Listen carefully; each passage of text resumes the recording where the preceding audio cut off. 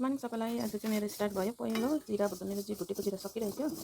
जिरा भुटेर चाहिँ सुरु गर्दैछु खाना बनाउन।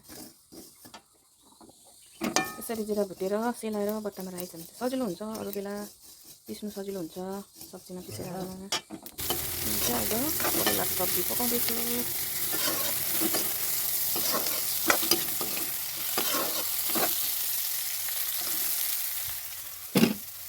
करेला आलु मसला तयारी हुँदैछ। डल्ले खोर्सानी। अब यो म चाहिँ फाल्टु मसला चलाउँदिनँ, पिसेको मसलाहरू चलाउँदिनँ। मेरो मसला चाहिँ यति हो: अदुवा, लसुन, खोर्सानी, जिरा। आधी पाकेको चाहिँ रमलेर हाल्दिउँ। रमलेर हालेर चाहिँ मेरो सब्जी चाहिँ पाक्यो। यसमा दाल छ, यसमा पाक्दैछ। चाहिँ अब खाना खाएको। अब चाहिँ म ड्युटी हिँडेको, स्कुल गएको। 9:15 भयो, 9:25मा स्कुल लाग्छ। त्यही भएर 10 मिनटमा स्कुल पुग्छु म। 10 मिनटको बाटो छ, धेरै रोज जानुपर्छ।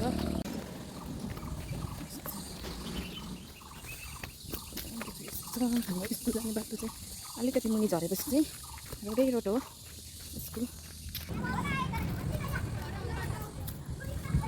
नानीहरू बिहानै आएर खेल्दैछन् ग्राउन्डमा।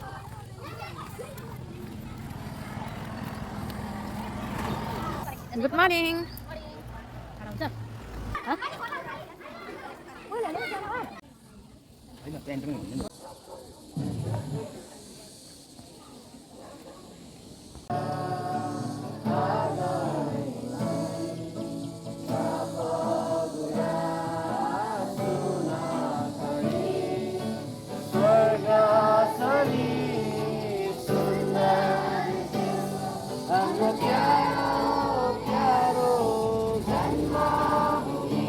के रहेछ सब्जी? छोला, आलु र मटरको छोला।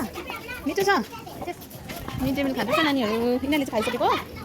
मिठो रहेछ। आइसला कस्तो मिठो रहेछ नि आज। के रहेछ भाइ? आलु आलु चाना, मटर हौ। मिठो रहेछ। अहिले चाहिँ हामी छुट्टी भएर घर आउँदै गरेको। गरम कम्ती छैन, 2-3 दिन भयो कस्तो बेसी गरम बढेको। स्कुलबाट आएर चाहिँ मेरो काम चाहिँ छोले पकाउने। पानी हाल्दैछु, भुस लिएर आएको छु, हालेर पकाउनुपर्छ। ए गौ माताको लागि